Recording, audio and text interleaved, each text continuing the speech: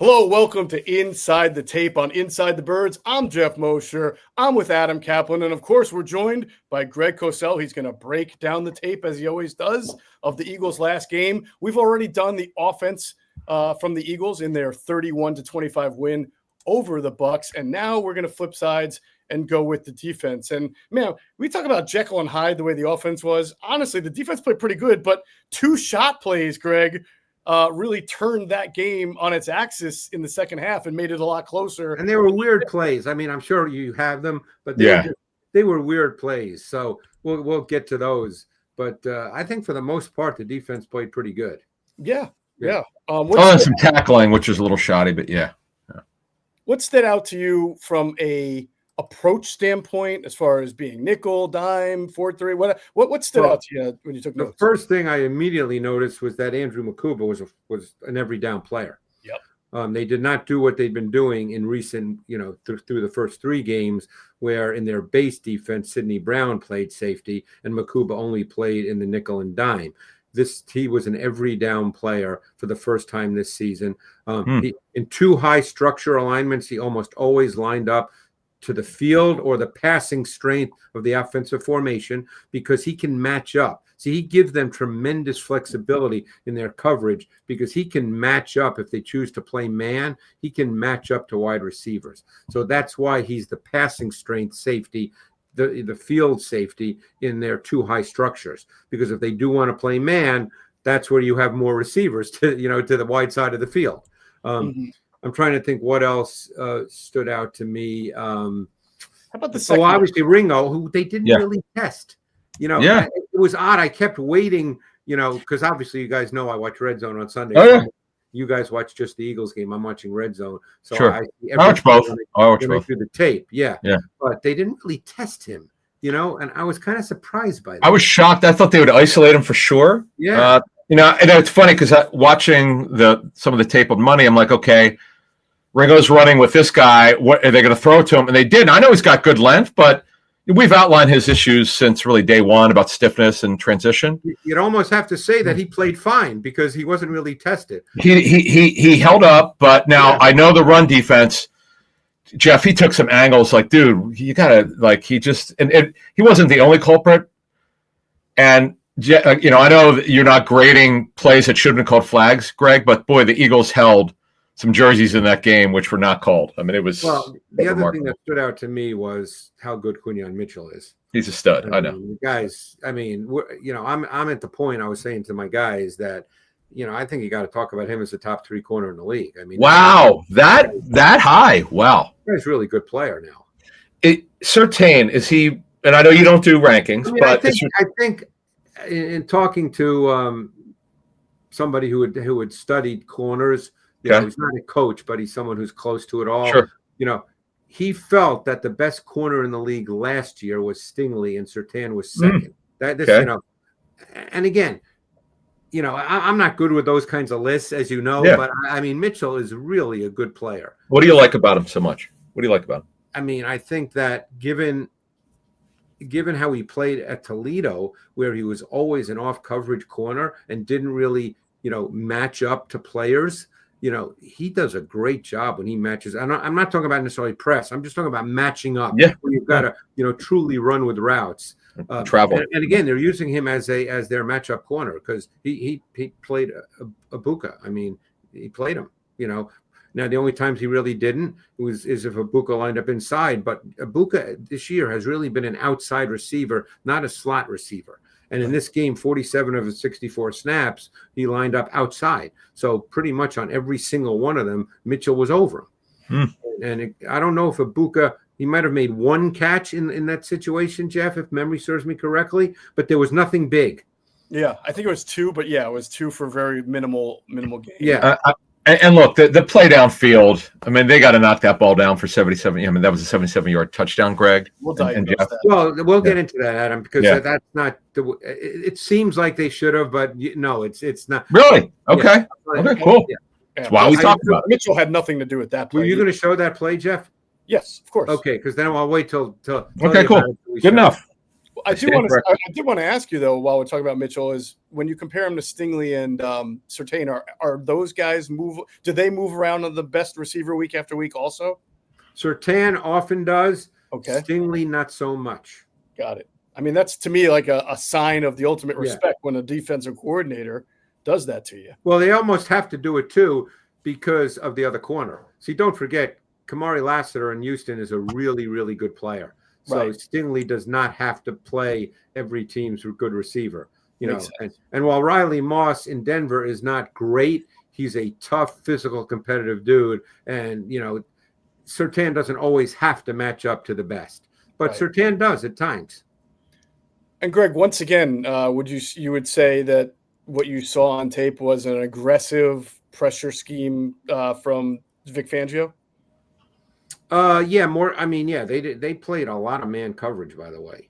Yep. They played a lot of man. This was not one of those soft zone deals. And they had great success. When they blitzed on. They rushed. I should say this. They rushed 5 or more on 12 of Mayfield's 43 dropbacks, but they had a ton, and I didn't chart them. A ton of sim pressures, and all they do with their sim pressures is it's either Bond or Campbell. They have a very, very low percentage of using their DBs as pressure players. They don't really do that. You know what's so funny is you remember Cooper DeJean's first game against the Browns last year, and they used him as a blitzer on a sim like maybe 2 or 3 times. Yeah. They really, it's almost like they never went back to that. Well, and you wonder if you're going to see it at some point because now it'll be unexpected. It'll be something that a team may not really prepare for. Right. So Mitchell played well. How did Makuba play overall for being a true starter now where he plays? I think again, there were no,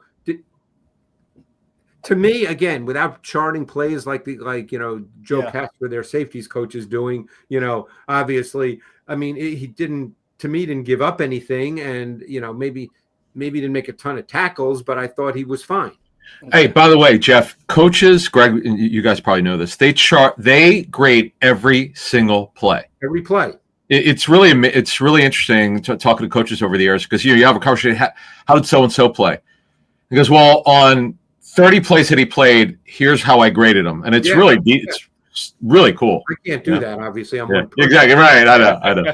Well, cool. Greg, I'm sorry, but you're going to have to pick up the pace. All right. Yeah. You're already doing more than one person. I'll say this. Hey, Geoff, I'll say this much. And we've talked about this briefly over the years with Greg.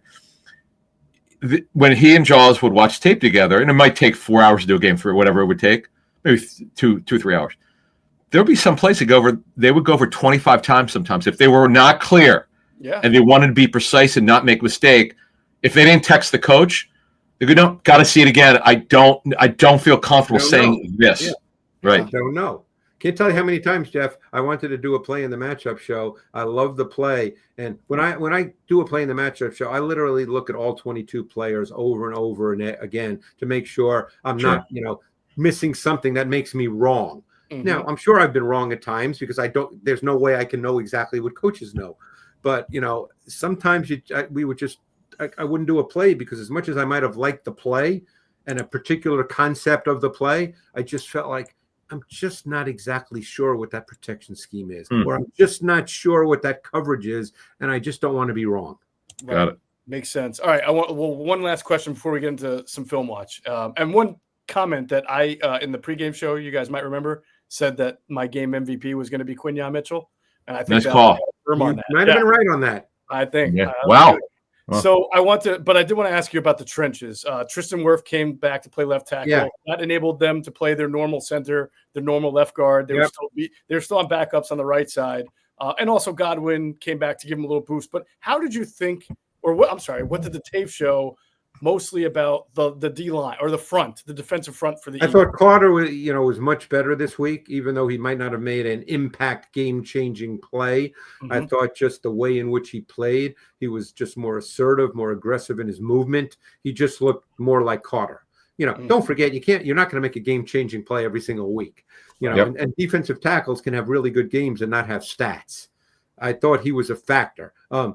I definitely noticed Adarius Smith and Josh Uche, who got meaningful snaps because obviously Nolan Smith is now out. Again, maybe they didn't make game-changing plays. But I will say this. I would say that, from a pressure perspective, I was hoping to see a little more in terms of the 4-man D-line pass rush. Yep. I mean, this is probably why Vic is blitzing at a higher rate and simming as much as he's doing, because he probably feels he needs to create pressure that way. Yeah. I don't think he's getting exactly what he would like from a 4-man D-line pass rush right now. Yeah, I would think that's fair. And I think, Jeff, you just nailed it. He's telling us he's not by what he's doing. Yeah. That's why he's doing it. All the time. All right, let's take a look at a few clips on defense. A big play in this game came from Keely Ringo on 4th down, Greg. It was a pass breakup along the left side. They're going to keep going forward a little.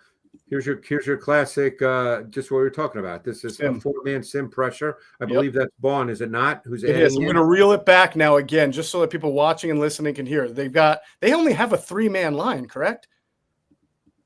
No. Well, oh no, it's weird. I remember this because Cooper DeJean sort of looks like the. Go ahead, I'll let you set it up. Right. But I think down below, if you run it, who's standing up down below? That is Hunt. So they have. I remember this, Greg, because I looked at it. They have 3 interior linemen on the line. Right, and then Hunt is outside, so it's a 4-man. They're in their 4-2 nickel. Right. Okay. They're in their 4-2 nickel. It's just that Hunt is removed from the box. So if you just look at it quick, you think he's not a defensive lineman. Right. And also, Greg, those are 3 interior. Those 3 guys rushing are 3 interior. There's no second overhang or outside. Right. See, and don't forget, Hunt gives them this versatility as well because of his background as a safety. That he's got the movement ability to be able to to do this. Right. So it looks like it's a well covered play here. With the sim pressure and I don't know. Sim pressure, Bond being the 4th guy coming from the linebacker level, and Baker has to move here. Yep. And Ringo he's all over him right there. But Ringo remember, Shepard fell immediately. Shepard fell. He was right on. Good job. Yeah, I just thought that's obviously somewhat of a scramble drill player. Unless a little bit. That was the route, but we're going to take a look at this again because there you have Carter, Davis, and Ajomo. But you only have Hunt lined up overhang and no other quote unquote defensive end type player here. Correct. Which is a new. I have not seen Vic do this. Maybe he's done it once or twice, but I'm sure he has. But yeah. And then and it's weird because DeJean sort of looks like an overhang, but he's just there in the slot. Good pressure, somewhat by Carter over right tackle, forces him out. And they're playing. This is one of those combo zone man hybrids because they're matching up, but some are playing man, others are not. Because look, Godwin runs the crosser and Campbell picks him up, but Campbell's not playing him man to man like the play. The play call is in Campbell. You got Godwin man to man, So because DeJean doesn't follow. I think Igbuka there. He stays. No, DeJean. He's in his own deal and. Yeah, this is a good play. Good tackle. And he got his hands in there to jar it out. All right, next one is Quinyon Mitchell is going to break up a sort of a throw off the back foot of from Baker Mayfield here on 3rd and 7. This was a big 3rd and 7 stop in the second quarter. So this time it looks like the Eagles put a little more pressure with a stunt inside. Right. Oh yeah, this was on Godwin because what they did is Ibuka was inside, so he wasn't matching up to him. He just, honestly, Godwin had it, but Quinyon took the ball out of his hands. Yeah. So I want to show you they go 4 strong here. Yeah, when you see the other angle, Adam, to your point, it was a way better pass breakup than he even looks in this one because he uses his left hand. It's phenomenal. They go 4 strong here, and they keep Ringo down below. He does not go over to the other side. So they're technically playing a zone concept here, but you got to match up at some point. You're not going to just let guys. There's your 4 strong on the right. Four strong. 4 receivers to one side of the formation. Right. And because Ibuka's inside, this time Mitchell does not match Ibuka. He matches the vertical route by Godwin. Yep. And see, it's funny. Who matches Ibuka? Makuba. That's right. This is the versatility that Makuba brings. That's a great point. 24. Yeah, he's on him. Oh, he popped it out with his left hand. I saw it. I saw it. Yep. I mean, while he's midair, by the way, he did that. When you see this view, it looks even prettier. And by the way, this will give us a good view of the pressure screen. So now you have Campbell like kind of walks down here to create that 5-man front, Greg. Yeah, Campbell did that 18 times in this game, 19 times last week, 18 times in this game. Clearly, that's something Vic's doing. You know, I would assume that would continue. Right. He doesn't always rush the quarterback. Sometimes he does, sometimes he doesn't. But it's clearly part now of what their defense is. Right. And now you see Byron Young and Carter executed an inside a TT stunt, I guess you would call it. Which, by the way, was what ended the game when he Jomo sacked Mayfield. It was a loaded front with a nice little TT stunt inside. And we're going to watch that. Yep, I got that one. But, yeah, here's the other view that shows you in the middle of the air. Look at him stretch out his left hand and interfere. It's a veteran. That's a veteran play right there. Beautiful. That was amazing. So this is the Campbell interception, Greg. You want to go through this? Yeah, this was a runaround play. I mean, it's not really a tactical play in a strict sense. Agreed. He had to get rid of it at the last second, and he just made a mistake. So that was very good pressure from. I think that was just a 4-man rush. That was one of those smaller examples. And by the way, Godwin is wide open here. I mean, if Blankenship hands does up. not get his hand on the ball, this is very possibly a touchdown.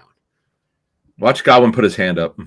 Yeah, I mean, he's running across the field. On the bottom. Yeah, he's running across the field. Who? Boy. Is that Uche? That's Makuba. 24 is Makuba. Yeah, he's open. Yeah. Well, you'll see. Yeah. Right there, he puts his left hand up. Not open now. Mayfield can't throw it now. But he couldn't see him. Yeah, he just couldn't see him. I'm not sure right now. If that ball's not tipped, maybe it's a touchdown. I'm not saying it is, but maybe it is.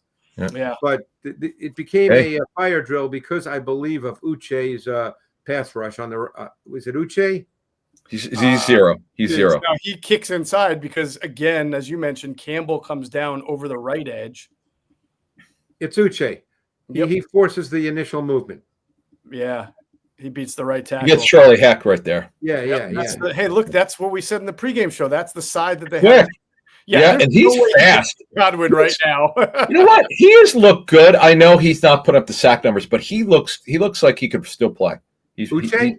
He gets upfield every game. Explosive to me. Yeah. I mean, you could sort of see at the bottom of the screen Godwin sort of crossing into the end zone now, but there's just no way Mayfield can see that. Probably shouldn't have thrown that ball. I think that goes without saying. I know why he threw it though, because when he started to throw it, Godwin, if you saw it from behind Mayfield, because I see both angles, end zones, he looked wide open. Now I'm not saying it would, who knows, but the ball was tipped by Blankenship. Right. All right. Late in the game, 2nd and 12. You already had set it up. You talked about the overloaded front. Oh well, this is the. It's a loaded front, meaning there's 3 defensive linemen to one side of the center. Almost always, it's not 100%, but almost always there's a stunt of some kind involved with loaded fronts. And the whole key to this is Zach Bond. And you know why he's the key? Because he eats up the right guard, so the right guard can help the stunt on the load side. Yep. Okay, because it's a TT stunt with Carter as the penetrator and with Ojomo as the looper. So you'll see exactly what I mean. Bond does this intentionally because now the right guard has to deal with him because now he becomes the 5th rusher. This became cover 1 with behind a 5-man pressure. So look, perfect freeze, and you see the right guard has to deal with Bond and the center Barton goes hard with Carter because it's Carter. You're not leaving Carter alone. Yep. Jomo does a great job, by the way, of working upfield first and not giving away the loop too early. Right. That's a great point. I'll rewind just a little bit there to show you what a Jomo does. He rushes as if he's going straight in and not around. Yeah, look. He makes it even seem like he's right. Outside. Yeah, exactly. That's great. That's a great pass rush. Look at him get low. Yeah, beautiful. Wow. He's explosive. I know he hasn't put up the sack numbers and pressure numbers. Is this the long touchdown now? Yeah, this is a touchdown. So, by the way, I did not put the other touchdown in just because it was sort of scramble drillish. Yeah, and it wasn't really Campbell. Campbell's got to guard Ibuka down the field. This is the Ibuka one, right? Yes. All right, Adam, this one's for you. Okay. So you know what happened here. Yeah. Okay. Cool. So what this is shotgun boot. Okay. It's shotgun play action boot right, and they're running flood. Okay. So in an ideal world, you want to make the throw to Shepard, who flood is a 3-level concept. There's a short route, an intermediate route, and a vertical route, which 99.9% of the time is a clear out route. And that's what Ibuka runs here. He runs the clear out route. And you can tell by his gait, he's not even expecting the ball is going to be anywhere near him, because that's the way it works. Oh, no, I understand. I wasn't doubting that. I just thought it was, well, but we'll see what the tape shows.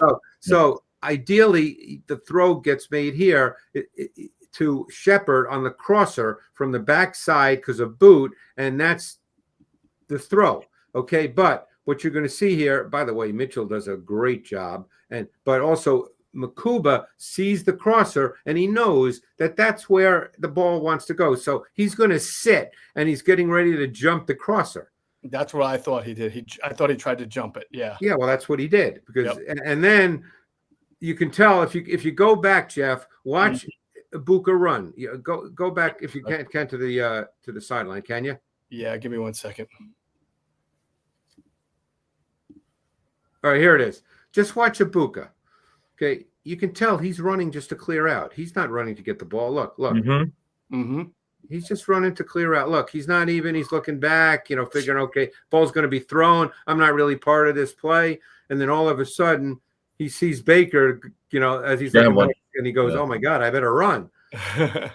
So Makuba gets caught, and he almost makes a great play. Yep. You're right. Yeah, it would have been. They beat it. They were one of those plays that, I don't know how they deal with Makuba on this play, but he's That's playing a tough the one. tendency here that it's flood, and you're throwing the crosser. Right. You're So on the backside crosser. On those two plays, that one and the one we didn't show, where he got the 77-yard or whatever, it's about 150 yards on 2 plays. Right.